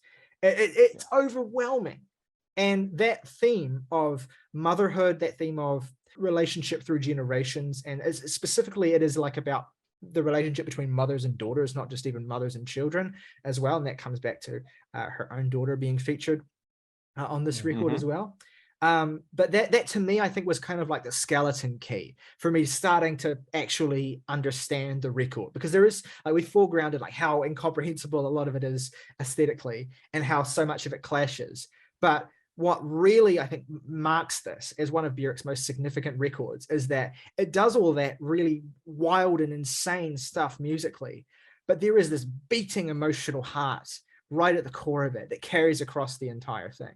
Now, I love an album like Biophilia, one of my favorite Björk records. The biggest critique that record gets is that it feels in certain senses a bit too emotionless, a bit too disconnected from humanity. And like, while I don't feel that's a negative aspect of it, I don't actually, you know, I understand that criticism, because it can be a very cold album in that sense. But this is sort of like doing a lot of what that record does aesthetically, in terms of like creating sounds and collisions of sounds and atmospheric spaces that feel so alien, and then introducing this warmth inside of it as well. And so in a lot of senses, it feels like this apotheosis of these various sort of different pathways that Björk has gone on down through her last several records, right? And in a totally different way that Utopia was an apotheosis. Like, I don't know how she managed to do this 2 times in a fucking row. I would argue, though, that in some ways, this is a bit of a circular point. Because you go back to the opening track off of Debut, Human Behavior, it is all about like discovering the behavior of humanity through an alien's perspective, and that's kind of what Björk's persona has always been, and then learning to accept that sort of humanity and then loving that humanity. And so I would argue that it's all like it's a sort of a circular record. I like where you're headed, and I completely agree with you in a way. Like, I thought this, but couldn't really put it into a concise way. But this does feel like a moment where Björk is marrying the incredibly interesting sonic directions that she took in her 2000s and 2010s direction. Like, ever since Volnicura, it feels like she's been marrying the earlier, more emotional side of her music. And almost this 3-record run of Volnicura, Utopia, and Fossora is almost like, you dive into the depths and then you ascend and then you come back to earth, and it's like it's a final embrace of humanity. So and all of its weird tactile colliding sensibilities in a really unique way, but in a not wholly unfamiliar way. So I really like that as like a thesis statement for this album. Oh, sure. And like you go for like the first track of a debut, Human Behavior, which is all about the strangeness and the mystery of humanity. And then you have the track Atopos, the opening track, which is about trying to find that solution. And in some ways, again, like, yeah, I would argue this record is very much like Biophilia in the sense that she also plays the persona of Mother Earth as a whole. Mm-hmm. And like that's like where I think a lot of the woodwinds and the like the clarinets and the bassoons come in, as like that is an instrument that is so connected. She in some ways is trying to find the answer for miscommunication, and she compares humanity to a sort of forest. Like, we are individual trees, we are one with nature, we are one, like humanity is one with a forest. So we need to find ourselves back in the same way as like a fresh, vibrant tree. And that's what I thought when I was listening to tracks like Mycelia as well, or like even just the instrumental tracks have as much humanity to them as, Björk singing. Like even the more electronic elements as well. And that's why, and then you have like the comparison that I like to make to Medulla, which is that I always felt had the most number of guests on a Björk record, where Medulla was a much more, again, communication heavy record, where it felt like it was just a bunch of people coming together to make this music. Whereas this record, an album all about miscommunication, now here she is inviting the same number of guest vocalists to come onto this record and try and help rebuild that sort of communication. The two guest vocalists, the two most prominent ones on this record, are her son and her daughter. And that to me was my own personal skeleton key as to when this album finally clicked, which was she is trying to put her own children onto this record to, fully emphasize her points. Like, my relationship with my own children, I try to have that with the same relationship that I had with my own mother. And to me, the best song on the record, and one of the best songs of the year, hands down, is Her Mother's House. It's an ode to her daughter. Her daughter appears and they have that duet. But even though, Björk is always saying about herself, I would argue that family is not just the heart of this record, but it is also the heart of all of her records to an extent. The relationship with people, whether it be, her best friend on yoga, even if it's a negative relationship, it's the relationship with people. And, there would be songs like Vespertine is a record all about finding new love. On the Cure is about the loss of that love. Utopia is about finding all of that love, just with different people. And the strong bond that Björk shares with her own daughter is cemented in that final song. And the track ends with the word undo, calling back the track of the same name off of Vespertine, which was, all about Matthew Barney. And here she is singing this track with the child she shares with her former partner. And Vespertine is a tragic record in foresight once we all know the history and once we all know what happens post that record. but it leads to, you know, the creation of her daughter, who she hopes to do right as she continues to grow older, as she hopes to, you know, live a life as full and as rich as her own mother. And the fact that this is a record so solely about the environment, about you know, playing the role of Mother Nature, also leads to the fact that Björk's mother was an environmental activist. And I'm guessing that like her mother's relationship to the earth would then inspire, you know, Björk's relationship to the earth through all of her records. And once I found all of that out, and then once I kept listening to this record, this is a beautiful, beautiful fucking album. And I find myself just falling more and more in love with it with each listen. I feel like I saw a couple of people just like, you know, maybe it hasn't clicked with them yet, but I feel like in years past this record, I feel like there is going to be maybe not a reappraisal, but just like maybe a cementing as one of Björk's greatest projects. And I feel like I could be coming that way soon, especially on tracks like Fungal City, which is just so weird and beautiful. And one of my favorite lyrical moments on the record is her comparing herself to a spider and how she's gonna, you know, like she's gonna build a web of her own love. And there's the usage of the word cocoon, which is also again like calling back to Vespertine in some aspects about being desperately in love. And the chorus on that record is just so I know the fucking pieces strong. fit. And then and then there's the motif of mushrooms too. And we often, you know, some people will take mushrooms as a sort of drug experience, and we often consider psychedelics as a way of connecting to the earth. I don't know if she ever mentioned that herself, but I always thought that was worth mentioning in terms of like, okay, does she also consider those psychedelics as a way of also connecting? It's an obvious connotation that there's no way Björk isn't absolutely completely aware of when she evokes, you know, and she chooses to focus in on mushrooms. Like I love that it was such a Björk little thing to read and interview. Like I love the idea where she was talking about conceptualizing this album.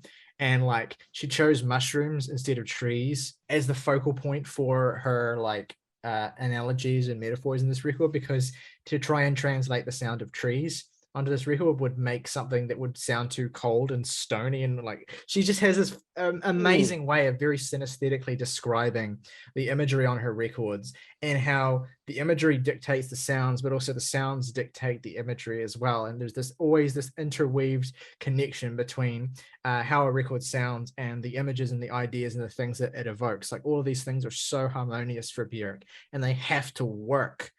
One of my favorite songs on the record that hasn't been talked about yet is the song Okkervil, which I think is one of the most satisfying songs melodically on the record. And the second single as well is an amazing music video by Nick Knight as well, which I highly recommend. He was the designer who helped her to design the album cover of Homogenic, and the new album, the music video for Okkervil is amazing.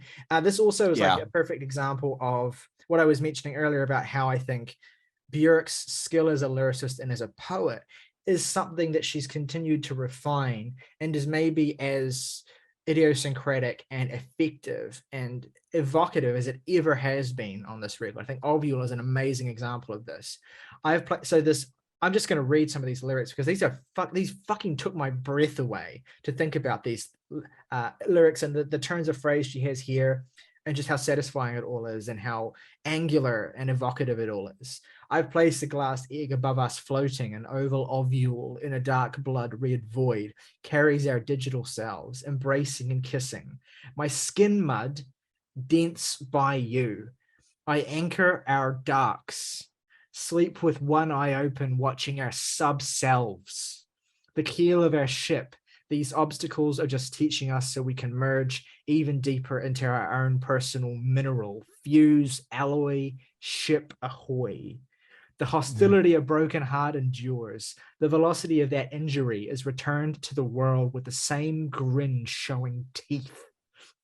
It's not even just the imagery here, but like Björk has this incredible like understanding for how powerful the sounds of words can be and how you can use all sorts of techniques like alliteration and assonance and all sorts of like aspects of, you know, how wonderfully, evocative language can be, and she can just create these mutated sentences and sentiments that are just so like it's all in English, but it's like so much of it is just like new words that she's essentially formed, like skin mud, subselves. Like the way that she just manipulates language is so, and it's so insane, and it's so wild, and it's so effective, and it really like gives this linguistic parallel to the kind of like mutation the music goes through, and the idea of evolution and growth that you get through the imagery of the mushrooms and all the specific natural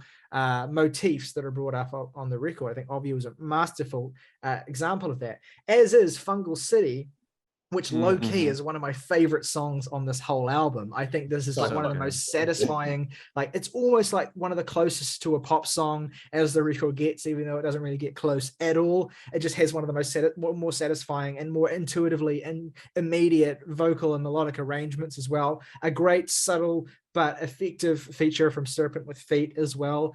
And again, just that, the tactility in the way that the sounds of Björk's voice and the sounds of the words she says like interacts with the angular dissonance of the music itself. It's just unbelievable. His vitality, that electronic drum beat in the second half of the song, I lose my It's just unreal. It's unfucking real.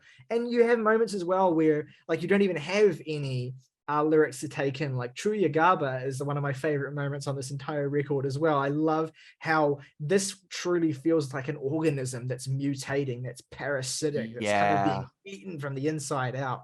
And it is like, it's a bit disarming the way it goes into Freefall, which is almost like the most ephemeral and like barely, like a song that is so just lighter than air that it basically evaporates at the end of it and doesn't even really like finish. But simultaneously contains, I mean, this album in general, some of her best vocal performances to date. She is fucking hollering in this first third of Freefall, and the very end where she just takes the A in Illuminate and just illuminate and just makes it as big as fucking possible.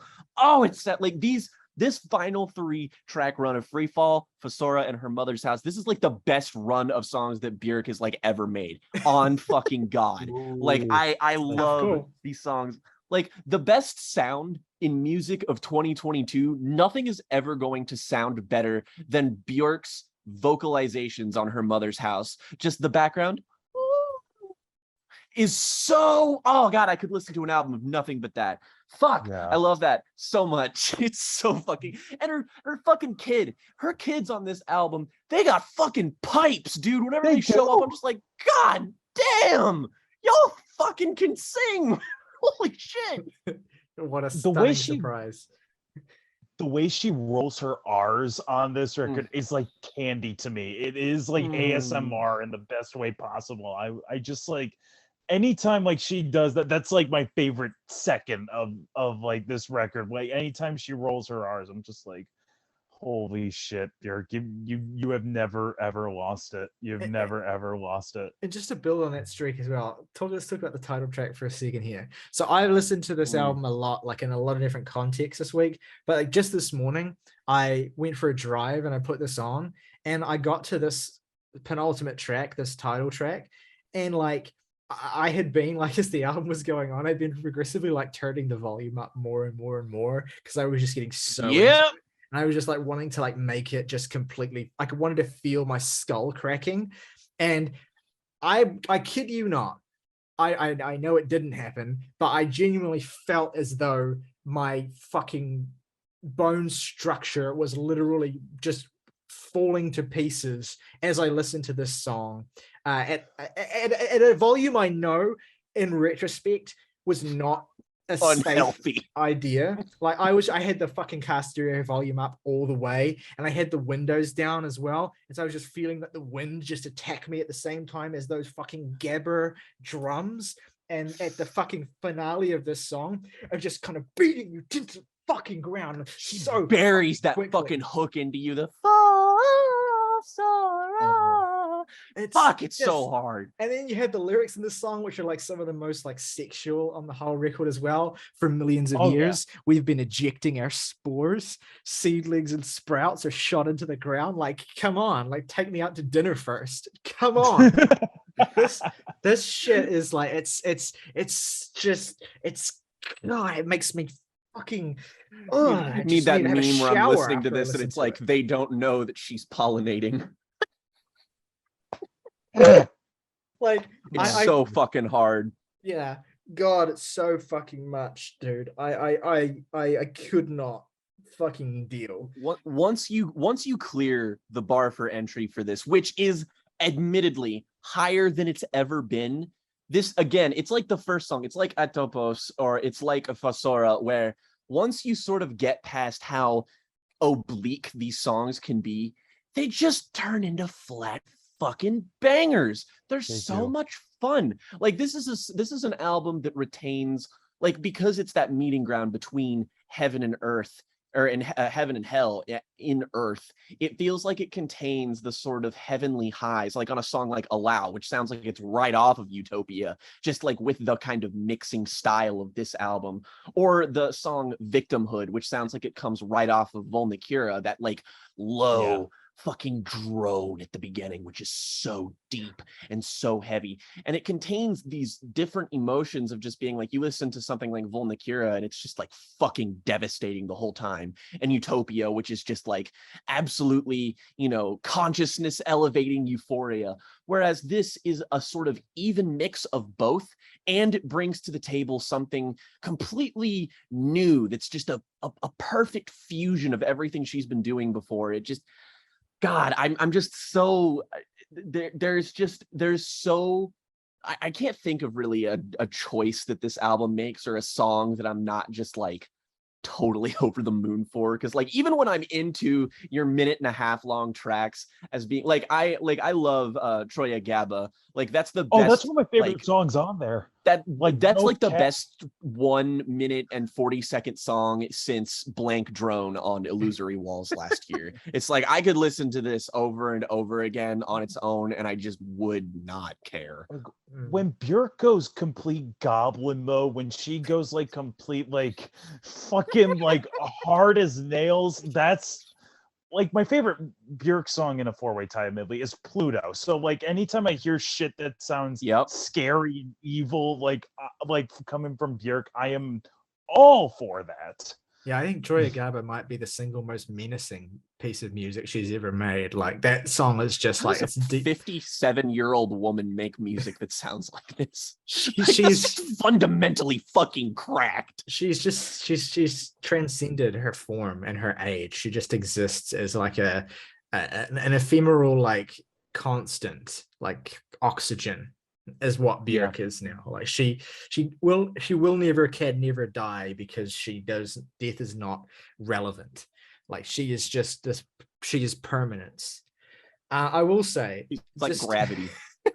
I will say just to back away from the pure dick sucking a little bit, I will say that I love the album. I don't quite, and maybe this will change, I haven't quite gotten the connection yet with the rest of the record with the songs Victimhood and Allow. They're very stationary musically, and that could just be a thing that I will eventually learn to love in its own way.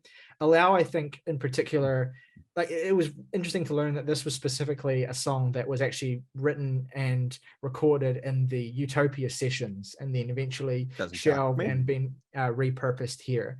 It's a good song. It doesn't animate me as much for whatever reason, and I think also the midsection of the record you kind of get a section of about 10 or 15 minutes where you don't get as much percussion, which I think to me the biggest asset of this record is that dissonant contrast between the heaviness of the percussion and the ethereal vocals. That at this point on the album, because if she kept doing that, then it would get grating. Like she knows how to do this so that it is overwhelming, but also overwhelming in moderation. I agree with you. I do think those songs are stationary, but it gives me a moment to sort of process and breathe. And I fucking love these songs so fucking much. And Björk on them is just incredibly fucking compelling as like a vocal presence that I focus a little bit more on than maybe the music itself. Even though I don't think the music is lacking, it is definitely more stately and stationary. But like, if she chose to actively put more rhythmic or more challenging production here, it would probably create a little bit more distance with me personally, just because I have to take a moment to catch my fucking breath, especially before the ending stretch of the record. I'll tell you what, two reference points that have occurred to me throughout this week, and they each describe, or they're each reference points for very different aspects of the sound of this record. So in its heavier, more percussive moments, I'm reminded a lot of Drums Not Dead by Liars. That comes to mind quite a bit listening to this, especially like how kind of primitive the drums sound, but also not only there's this primitiveness to them, but there's also this intensity and speed to them as well. And it just gives you this sort of like simplistic beats, but they're being played very quickly and they're being played very loudly. And also they have a timbre to them that feels very alien. And I thought a lot of the Liars Drums Not Dead definitely album. And the other reference point, which I thought of in some of those more quiet, not quieter, but in some of those more sort of stationary moments, and particularly the song Victimhood, is, surprise, surprise, Julia Holter's Aviary. I thought of while listening to this track in particular. Too. And while this isn't one of my favorite moments on the record, I almost feel like Victimhood might be the most sort of avant-garde moment on the record entirely, because it's like one of the most just difficult for me to like comprehend or describe. There's like, I think particularly there's a fact that there's like a little bit of a drum machine part at the start of the song that reminded me a little bit of some of the things that Julia does on Aviary, but also just the relentless jet blackness of this song, just aesthetically. And it does like lyrically also, another reason why I'm not huge on it is that lyrically also it sort of starts to feel a bit like ground that she's tread more potently on the last two records, but I digress. It's still a really fascinating song aesthetically. So yeah, there's a lot to take in on this record. I must have listened to it at least 10 times now. I bought the CD. The CD is going to be a permanent fixture in my car. And but actually most of the ways I've listened to it this week have been just by putting that CD on. So God, I cannot think of any better host scaring music than this album. Yeah, I mean, I'm certainly not playing it when I'm driving anyone else around, but yeah, it's a stellar album. It's one that I feel like I'll still be unpacking by the time the next Björk album comes out. And I couldn't have asked for anything more than that, to be honest. It's just everything you would want from a Björk album. And at no point do you ever doubt the artistic authority of Björk as well, even if you don't understand it, even if you don't know how you feel about it. Björk has given you more than enough reason to give her the benefit of the doubt, even if you're not fully getting it yet. You can't do this with every artist, but Björk has the track record, the cachet, and the artistic individualism that means that no matter what she does, you always kind of have to just defer to her and just sort of trust that she knows that what she's done is, the most immaculate and perfect version of what she's trying to do that she could possibly make. And I believe that to be the case about Fossora. I just want to say as well, I had this thought just before, but too late to include it while we were discussing it, is the other album that this reminds me of. And again, it's not an aesthetic comparison. It's just in terms of like how utterly alien this all is and how it kind of like makes you rethink a lot of what you previously established in your head as being like what is aesthetically good versus what is aesthetically bad. Is I thought a lot of Liturgy's The Artwork while listening to this, because that to me is a similar record in terms of the way that it kind of rewrites, or it just completely kind of comes up with its own musical language and throws all considerations of aesthetic tastefulness out the window in pure pursuit of refining that new language. And I think that Fossora is a record that does that in the same way that The Artwork does that. So if you want an experience that's like Fossora, check out The Artwork by Liturgy. And also relevant because Liturgy just announced their new album. New record. Coming out in March of next year, I believe. So we'll be talking about them again soon. But yes. All right. So shall we wrap this up then with our favorite tracks and ratings for Björk's Fossora? Let's go in reverse order this time. Jacob, why don't you lead us off? Okay, my favorite tracks on here, I'm going to say Her Mother's House. Oh, geez, this is difficult. I'm going to say Ancestress And I'm gonna be super chaotic and say Tralagala. I love when Björk gets menacing, even if it is like Respect. just. I'm gonna give this an 8.5 out of 10, and with a little asterisk on there that says this is most likely going to improve. I can't wait to keep coming back to this. Yeah, my three favorite tracks are Okkervil, Fungal City, and Fossora. It's really, really difficult to just pick three, but those I feel like are the ones I'm just the most like into right now. Least favorite is probably Allow. Numbers really feel like so futile when it comes to this album, but I'm going to give it an 8 at this point. But really, I hope that you take less stock in the numbers we give this thing and more stock in what we have to say, because it's an album that begs to just be explored and unpacked, and it challenges you, and it brings out the best in you, I think, if the more that you give to it. If you take anything away from the three of us, especially from myself and Ryley, I think that we will in the future look back on Fossora as one of the most valuable musical experiences we had this year, just because getting to interrogate this reminded me of why I love to do things like this podcast in general, just because like if we didn't have this podcast and I listened to an album like this, I would just not know what to do with myself. I would just be like circling my house, just being like, what do I gotta fucking talk about this shit? But regardless, I have to effusively praise the final 3-track run of this album again. Free Fall, Fossora, and Her Mother's House. This is some of the best music that Björk has ever made, and this is like just an immaculate section of music. This is like altogether, it's like the some of the best 12 minutes of music you'll hear this year, and the rest of it is not far behind. Frankly, I don't have a least favorite. It's like probably one of the like interlude tracks or whatever, but like I said, I really dig those two now. So I mean, I'll just say the one that looks like Fagert El Furgen Flagen. Excuse me, Fiorum. can she say that? Did Björk just call me a faggot? And I give I don't really have a least favorite, and I will give Fossora a 9 out of 10. This is secured. This is right now, and I can't say that this is going to be permanent just because it has only been a week, but right now I would tell you that I like 2 Björk albums more than this one, and they're the ones I've given perfect scores to. I like this a little bit more than I like Medulla, because I find it as musically fascinating, but I find it even more emotionally compelling. That gives us an overall average rating of 8.5 for Björk's Fossora.